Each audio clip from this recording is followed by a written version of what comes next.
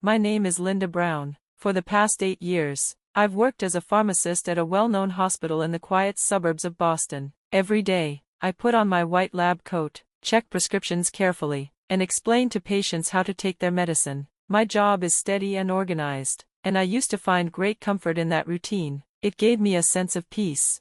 I met my husband, Michael, at a charity event hosted by the hospital. He wasn't a doctor or a patient, he was one of the architects working on a brand new wing of the hospital. He stood tall, spoke confidently, and always looked sharp in perfectly ironed suits. From the very first moment we spoke, something clicked between us, and, as it turns out, he felt the same way. Even now, 5 years into our marriage, I still feel the same warmth when he holds my hand. Some things hadn't changed, or so I thought. Michael and I don't have children yet. We always said we would wait until the time was right. Michael often said, once my career is more stable, and I agreed with him. I convinced myself we had time, but lately, something inside me had started to shift. Every time I passed the newborn nursery at work, my heart ached. I started imagining holding a tiny baby in my arms, feeling its soft breath, hearing its little cries. The desire to become a mother was quietly growing inside me.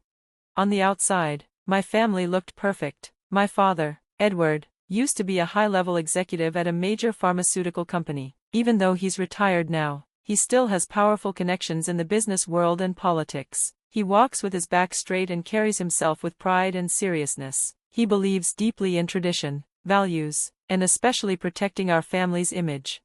My mother, Carol, used to teach English at one of the top high schools in the area. Now retired, she fills her days with volunteer work and book clubs. She's polite, elegant, and always seems to have a gentle smile on her face. But behind that soft smile hides a strong desire to keep everything in her world looking perfect, even if it's not. Then there's my sister, Amy. She was the bright, golden child of our family, the one who lit up every room. She's beautiful, outgoing, and naturally charming. People are drawn to her like magnets. She works in luxury real estate, selling expensive homes to wealthy clients, and she's one of the top salespeople in the region. She lives in a fancy apartment in the heart of downtown, and her Instagram is full of pictures from glamorous parties and weekend getaways. Amy and I couldn't have been more different. I was always the good daughter. I followed the rules, got good grades, stayed out of trouble. I did everything my parents asked and tried never to disappoint them. Amy, on the other hand, was wild in her teenage years. She broke curfew, got into trouble at school, and was often the reason our parents lost sleep at night. Even though I always did the right thing, it was Amy who seemed to get the most attention. If I brought home an award, my parents might nod and say, "That's expected," but if Amy achieved something, even something small, they celebrated like she'd won a national prize. When she made mistakes, they forgave her quickly, saying things like, "She's different, she's special." I tried to understand. I told myself not to be jealous. About 8 months ago, something unexpected happened. At one of our regular Sunday family dinners, Amy made a huge announcement. "Everyone," she said, smiling proudly, "I've decided to have a baby." The room went completely silent. My father looked shocked. "Who's the father?" he asked, clearly upset. "There isn't one," Amy replied with a shrug. "I used a donor. I'm doing this on my own." At first, our parents didn't know what to say, but after a few minutes, their reactions completely changed. My mother especially became excited, talking about baby names, ordering baby clothes online, and collecting parenting books. I felt genuinely happy for Amy. I hoped motherhood would help her grow. I admired her courage in choosing to raise a child alone. But around the same time, something about Michael started to bother me. He was staying late at work more often than usual. Suddenly, he had more weekend business trips. He kept his phone close to him, never leaving it unattended, and when I walked into the room, he would quickly change the screen or hide what he was doing. "Are you okay?" I asked him one evening. He smiled tiredly. "I'm just swamped with work, big project, nothing to worry about." When Amy finally gave birth in May, I was in the middle of a hospital emergency and couldn't leave work. She had a baby boy. I was excited to meet my nephew but couldn't visit right away. I had meetings the next day and had to wait until the weekend. A few days later, I heard something strange from my parents. They had given Amy a fancy gift, 2 weeks at a luxury resort in Hawaii, all expenses paid. "She deserves a special place to recover," my mother told me proudly. Amy went off on vacation, leaving the baby in my parents' care, and oddly, around the same time, Michael also said he'd be gone for 2 weeks, for meetings related to an important project. Seattle, he said. Though I felt a little lonely, I supported him. I tried to help my parents take care of the baby when I had time, but oddly enough, they always found reasons to stop me from being alone with him.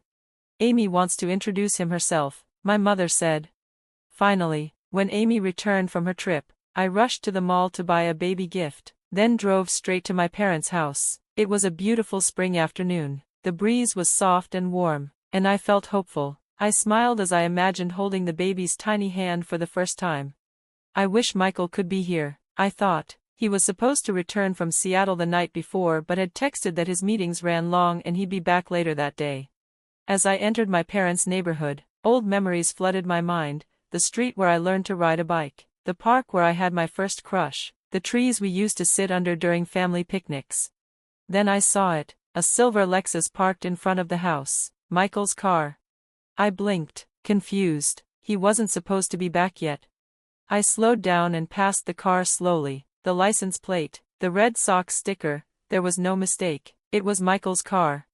My heart sank. Maybe he came back early and wanted to surprise me. Maybe something went wrong on the trip, but why didn't he tell me? I parked and walked toward the house, holding the gift bag tightly. As I got closer, I saw the front door was slightly open. I was just about to call out when I saw his leather shoes on the mat, his favorite ones, the ones he wore only on special occasions. Inside, I heard laughter, a woman's voice, then Michael's voice. I froze. "Our honeymoon was amazing," Amy said. "That sunset cruise in Hawaii. I'll never forget it, Michael, your proposal was perfect." My breath caught in my throat. "She doesn't suspect a thing," Michael said. "She zones out every time I talk about architecture." Laughter followed, my mother's laugh, then my father's voice. "Linda doesn't need to know. That child is our real family." Amy added, "Now that the baby's here, she'll be distracted. It's the perfect timing." Then Michael said it, clear and cold: "Marrying Linda was a mistake. Amy, you and the baby are my true family." I couldn't move. I stood there, shaking, holding a gift meant for a baby I now knew was my husband's child, with my sister. They all knew: my parents, my husband, my sister. I quietly stepped away from the door and walked to my car. My legs felt numb, my chest felt hollow. I didn't cry. I couldn't, not yet. But the moment I closed my car door, the dam broke. And I cried like I never had before. I wasn't born into the Parker family. I was adopted when I was 13. My real parents, relatives of the Parkers, had died in a car accident. At the time, everyone told me how lucky I was that Edward and Carol Parker had taken me in and raised me as their own daughter, and for a long time, I believed them. But after I found out about Michael and Amy, I started to question everything. I needed answers. I searched through my parents' old files and came across something that stopped me cold: my adoption papers. Tucked with them was another sheet of paper. It was a note, written by Edward Parker, the man I had called Dad for so many years. The note read, "Linda is an insurance to protect our family's reputation." I felt sick. An insurance policy, that's all I was to them. Not a daughter, not family, just a backup plan to cover up whatever damage Amy caused. Digging further, I found printed emails between my parents and Amy. They laid everything out like a business plan. Michael was Amy's boyfriend first, but when Amy got into some kind of trouble, something that could damage the family name, my parents came up with an idea. Instead of letting the scandal spread, they decided to fix things in their own way. They offered Michael a deal: marry me, the quiet and responsible one. I was the safe option, the one who would never bring shame to the family. In return, they would help him with his business connections. Michael agreed, but the entire time, he stayed with Amy behind my back. Their plan was to keep things quiet until the time was right, and when the baby was born, they would slowly push me aside. I was never supposed to find out. When I read everything, I collapsed onto the floor. My whole life, everything I thought was real, was a lie. My marriage, my family, the people I trusted most, they used me like a tool. My friend Jennifer was with me when I finished reading. She knelt beside me and grabbed my shoulder. "With all this evidence," she said, her voice hard, "you can destroy him in the divorce. You're not alone." I had just come back from seeing a lawyer. We'd talked about the divorce, the evidence, and how to protect myself. The lawyer said there were legal options for claiming emotional damage and loss of social trust, especially since there were shady business deals between my father's old pharmaceutical company and Michael's firm. The whole thing was unethical, possibly even illegal. At the same time, I'd started seeing a therapist. I needed someone to help me through the emotional pain, but also to create a medical record showing how deeply this betrayal had affected me. It would be useful in court later on. What about money? Jennifer asked, always thinking ahead. I've already opened a new bank account, I said quietly. I moved half our savings there. I've also found a new apartment. I can move next week. She stared at me, worried. How can you be so calm? You've lost everything. I looked out the window. Rain had started falling, light and steady. I didn't lose anything, I said, because none of it was ever truly mine. Their love was fake, but from now on, I'm going to live as who I really am, and I'm going to make sure they all feel what they did to me. I made myself a promise, just a little more patience. The time will come, and when it does, I'll reveal everything. 1 month later, my family planned a dinner at my parents' house to celebrate Amy's baby. Everyone would be there. It was the perfect chance.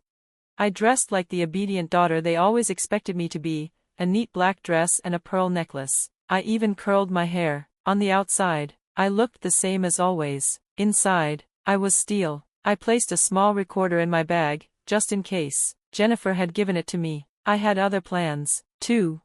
Ready? Michael asked as he sat behind the wheel. He had been oddly sweet lately. Maybe he thought I still didn't know. Yes, I replied, smiling gently. I'm excited to finally see the baby. Right, he said, looking ahead. Amy said he's growing fast. Should be a fun night. I turned toward the window and hid a smirk. Oh, it'll be fun, all right.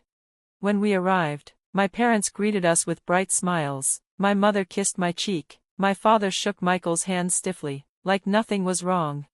Linda, I'm so glad you came, my mother said warmly. Amy's waiting in the living room with the baby. I stepped into the room. Amy sat on the sofa, holding her baby like a picture from a magazine. She looked flawless, like she hadn't just given birth weeks ago. Linda, she said cheerfully, finally, you're here. This is your nephew. I smiled and sat beside her. The baby was asleep, soft cheeks and little lips. I reached out and lightly touched his face. He's adorable, I said sweetly. Looks just like Michael. The room went completely silent. Amy's smile faltered. Michael cleared his throat. My parents glanced at each other nervously. But then my mother forced a cheerful voice. Dinner is ready, let's move to the table. The dining room was full of her best dishes, roast beef, vegetable gratin, salads. I let them settle into comfort before I twisted the knife. Michael, I said casually, lifting my wine glass, I was thinking maybe we could go to Hawaii for our anniversary. You and Amy spoke so highly of it. Michael coughed hard, nearly choking. My father put down his glass, and my mother froze mid-serving. Hawaii? He stammered. Yes, I replied sweetly. Didn't Amy say the sunset cruise was magical? And now that your Seattle project is done, we could use a break. Amy's hand tightened on her fork. Michael gave a stiff smile. Hawaii is nice, he said. Oh, my mother interrupted. Maybe somewhere closer would be better. The baby is still so small. I tilted my head. Why would we take the baby? I was thinking just Michael and me. Another silence. I savored it. Then I calmly said, by the way, I wish you had told me sooner that I was adopted. My mother dropped her fork. It clattered loudly against the plate. Her face went pale. Why would you say that? She stammered. I got curious in college. During a genetics class, I lied smoothly, took a DNA test. The results were unexpected. My father tried to speak, voice shaking slightly. Linda, that's a serious topic. Maybe another time. Tonight is Amy's special night. No, I said gently. Tonight is perfect. The whole family is here. A perfect time to talk about family matters. Then I turned to Amy. By the way, Amy, are you sure you don't want to tell me who the baby's father is? Her eyes locked onto mine. She looked angry now. That's none of your business, she said coldly. I smiled. Isn't it? We're family. Michael suddenly stood up. I need to use the restroom. I turned to him. My voice ice cold. Sit down. He froze, eyes wide, then slowly, silently, he sank back into his chair. The evening had only just begun.